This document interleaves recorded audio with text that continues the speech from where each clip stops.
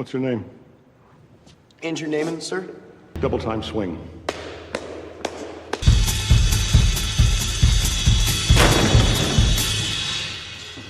Andrew has just been promoted to the elite studio band. He thinks he's reached the summit, but he's actually just entered the lion's den. Terence Fletcher, played with terrifying intensity by J.K. Simmons, runs his band like a cult. His first interaction with Andrew in the classroom is a masterclass in manipulation. He acts like a mentor, asking about Andrew's parents, telling him to just breathe. But the second the music starts, the mask slips. This is where we see the famous rushing or dragging scene. This isn't just about tempo, it's about breaking Andrew's spirit. When Fletcher hurls that chair at Andrew's head, it's a symbolic death of the student-teacher relationship. It becomes a master-slave dynamic. 1, 2, 3, 4. 1, 2.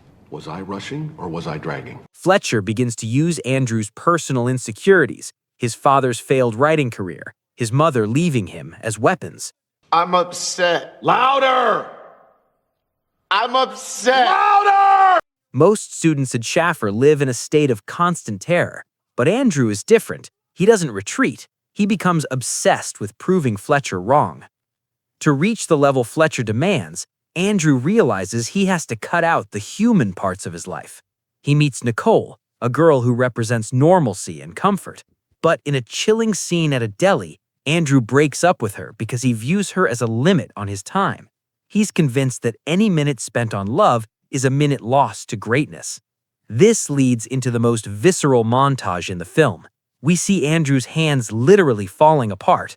The film focuses on the physical toll, the blisters popping, the blood staining the white drum heads, the sweat stinging his eyes. He dunks his hands into pitchers of ice water, turning the water pink with his blood. This is where the quick recap becomes a character study.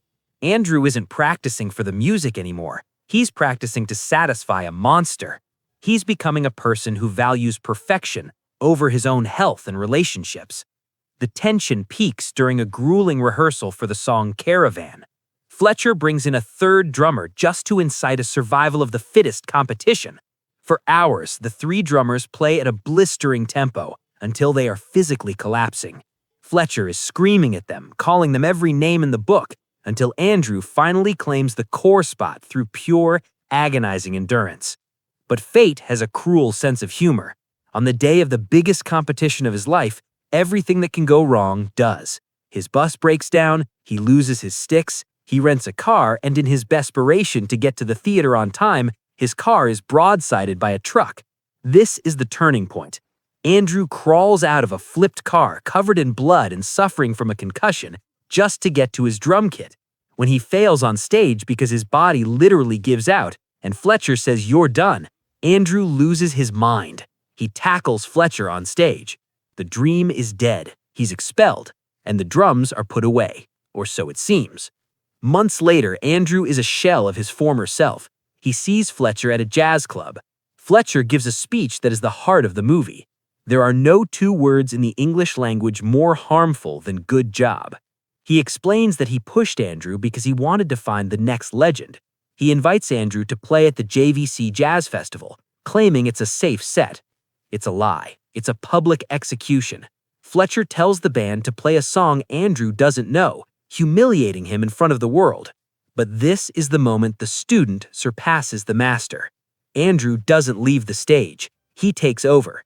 He starts Caravan and forces the band and Fletcher to follow him. The final 5 minutes of the film are pure cinematic adrenaline.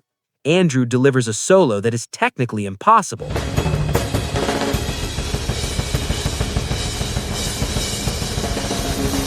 A flurry of sound and fury.